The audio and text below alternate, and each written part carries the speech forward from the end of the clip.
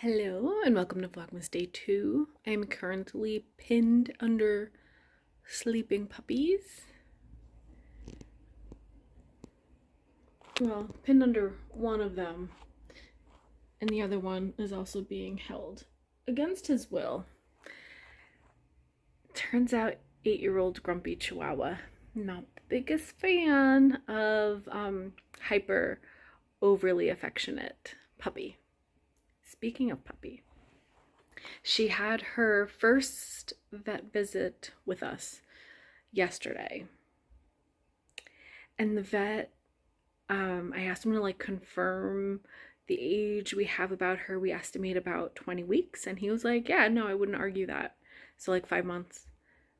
But then when the nurse brought her back out to us, she was like, oh, by the way, the vet changed her age. He thinks she's 13 weeks old.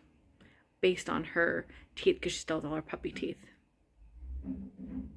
13 weeks old. That's too much young. That would mean we got her at 6 weeks. But that's she was well weaned. I mean, I need to research, I guess, puppy stages.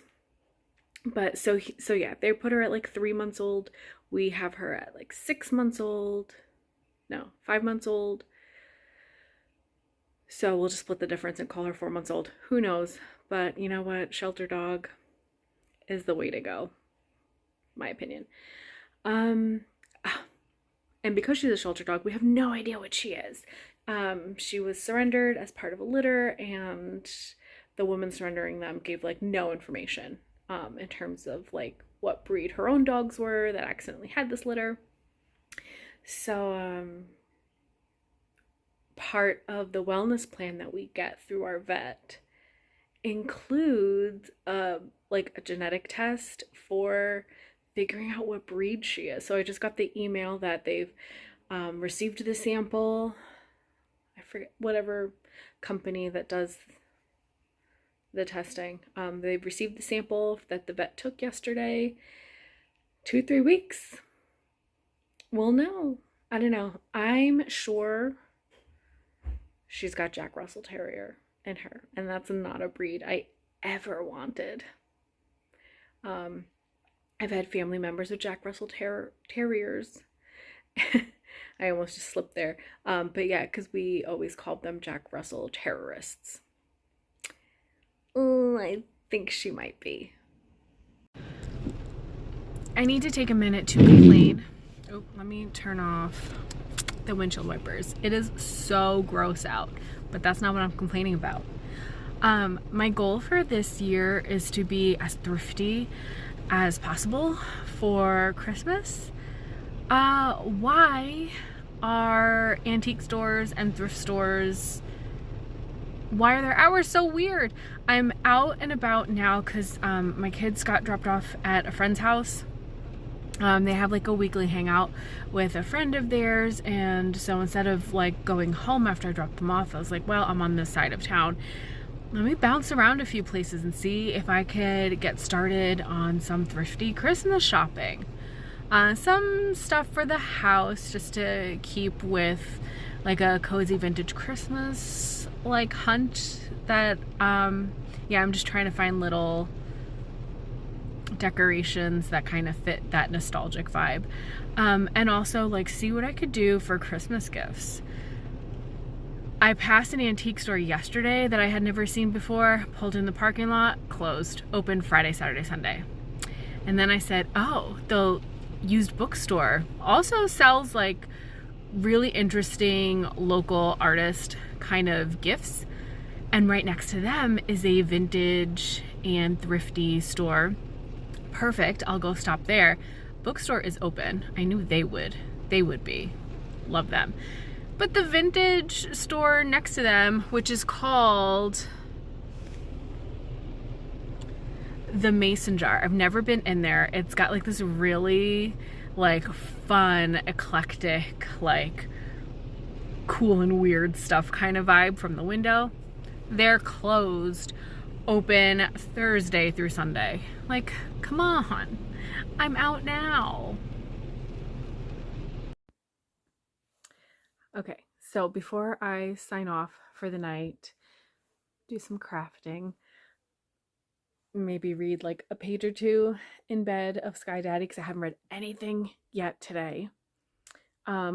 Let me do a little haul of the things I did buy at the stores that were open today. So, well, first of all, they're already on my shelf, so I'll just stick a picture right here.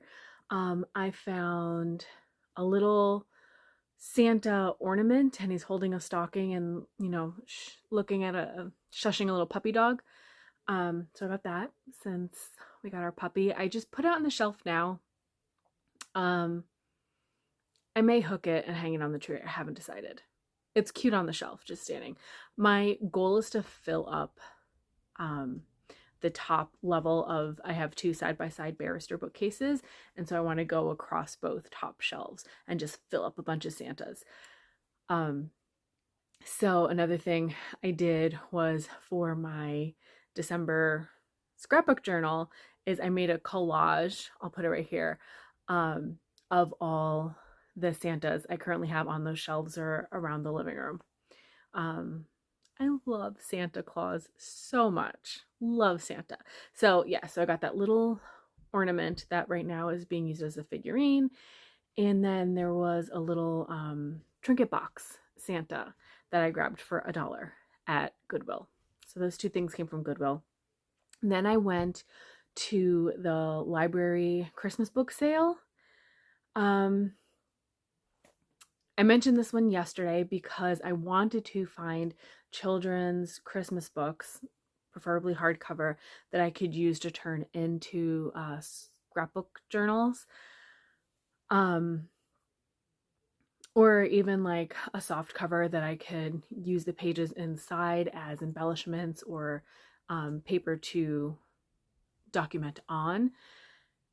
The problem was that all the books, while some of them were old and like, I know no one's buying those now, like they're old, boring kind of books, they were all in really, really good condition. And while I will craft with books, I don't want to craft with books that are perfectly fine. You know what I mean? Like a book has to be damaged or ripped or, you know, scribbled in. And then that kind of helps me get over the guilt of hurting a book, right? Because now I'm taking an unwanted book and turning it into something beautiful again. And that's how bookish me can kind of like come to terms with crafting with a book. So anyway, I did find a couple things at that book sale. I mean, everything was really cheap, like $1 to 50 cents, but I still showed some restraint. So let me grab what's from there. First of all, they had these little ornaments, just little wood circles, tags, ornaments that the friends of the library used damaged books that they weren't going to resell and made these gift tags, ornaments, whatever, out of them.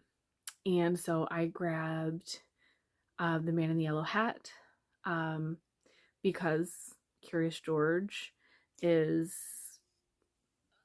another like Christmas time staple. We watch the Christmas movie of, I don't know, something, a monkey Christmas. It was on in the background yesterday while we were decorating our tree.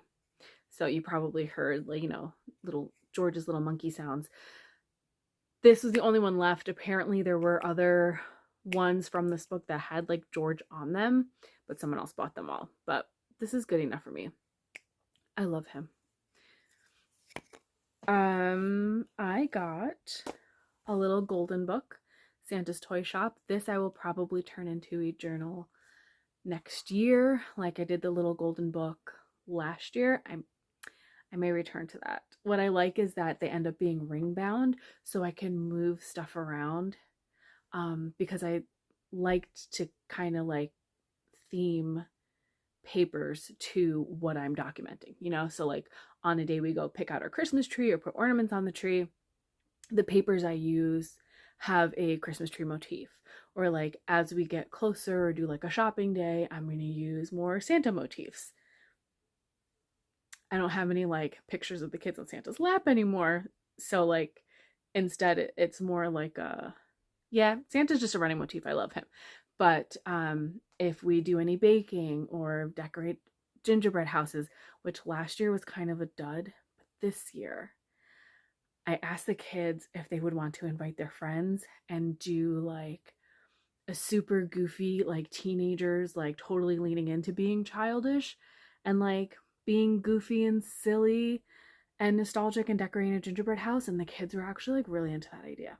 Anyway, so on those days, I would use patterned papers or stickers or embellishments that go with what the pictures are. So I like the idea of, again, cutting this cover and doing a ring bound album, so I have that freedom to kind of move things around as they happen throughout the month. So yeah, and then this has just some really cute artwork where like I would repurpose some of these pages throughout an album, much like I did last year. I can't flip the pages right now because my hands are so dry. Dry and cold. Let me show you two I got probably to give to my niece. I don't see me cutting these up. The Berenstain Bears Christmas. She's gotten into like watching the Berenstain Bears. I think it's more updated than like these books that I grew up on. But she's starting to read. She's kind of a book snob at 6 years old. Like she only wants to read chapter books like a big girl, not picture books. She wants full pages of text so she doesn't feel like a little kid. But this is a good amount for her to practice reading independently. She likes being read too, so she likes those chapter books. But for reading independently, as she develops that skill, this is a good one for her. So I picked that up. Also, another leveled reader. This is Merry Christmas, Amelia Bedelia. Amelia Bedelia has also gotten like a revamp, but this is the one I know. There was also like a vintage book, same story. I mean, I don't know if they change it, if they kind of like slim it down as they put it in this like beginning reader format. But I almost got both copies, and even then I don't think I could bring myself to craft with the vintage one. Like that would have just been to keep on my shelf because I loved Amelia Bedelia. But I just went with the one copy, and so this I'm going to give to my niece. My mom is coming up this weekend to stay with the kids while Nate and I go to his office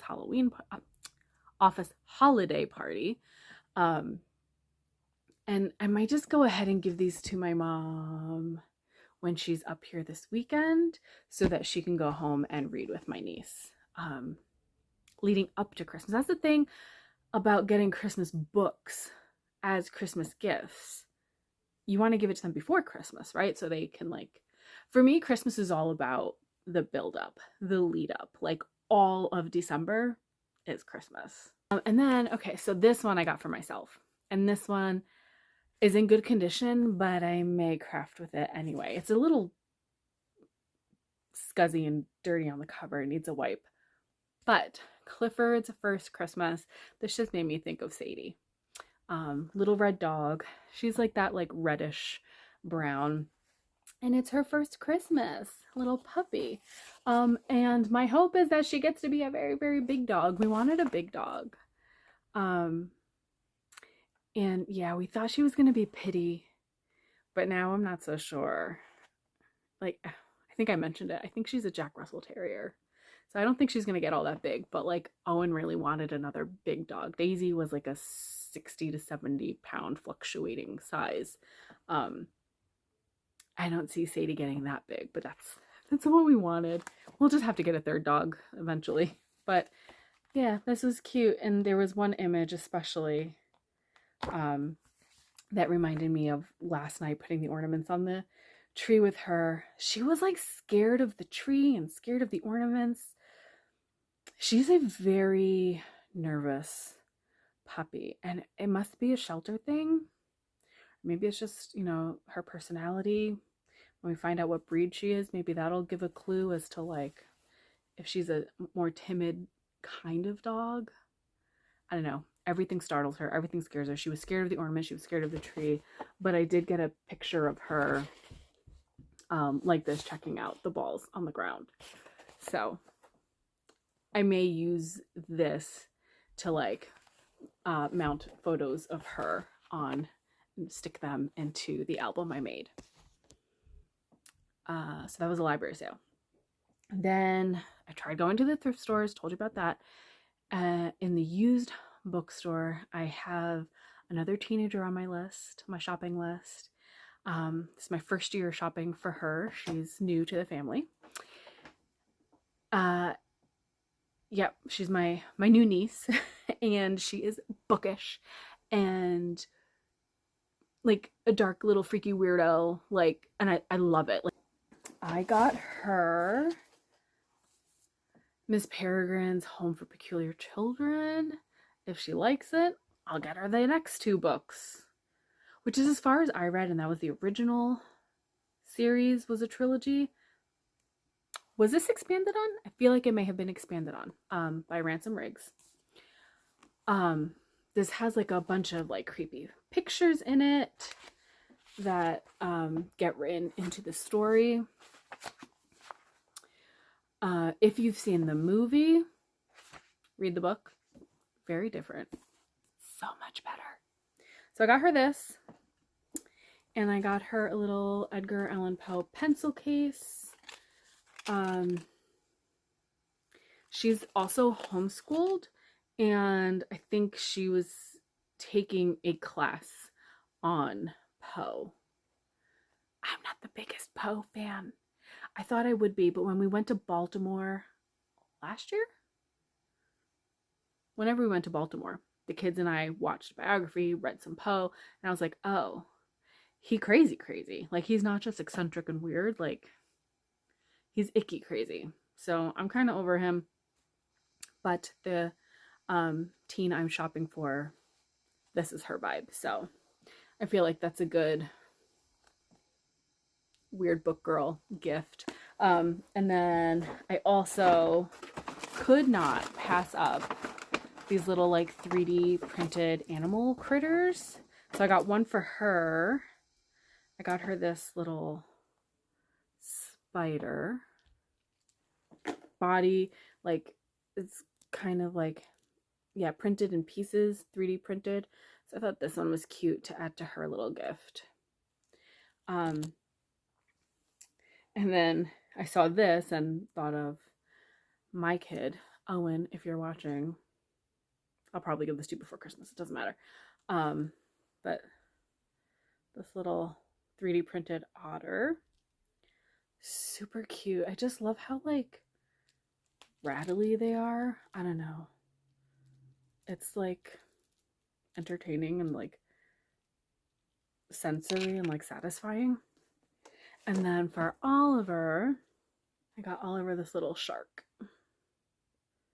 It's not focusing, but little shark for Oliver. That's everything. That's everything I bought today. Shopped local, shopped thrifted. It's a start. Have lots more shopping to do for nieces, nephews, parents, my kids. My kids are good. They don't really want a lot this year, but I gotta find a way to spoil them anyway. I'll see you tomorrow. Oh, I forgot. I bought stickers also at the bookstore, 4 for $1. So I got a little bearded dragon because it looks like my Hondo. Let's see what else. I got a reindeer because it's a no duh kind of embellishment for my journal. And then they had a whole dish of A Christmas Story themed stickers. And so I grabbed these two. They were all super cute, but I got Frigile and the Santa when he kicks him down like the little slide. He's like, "You shoot your eye out, kid," and kicks him down the slide. Okay, now bye.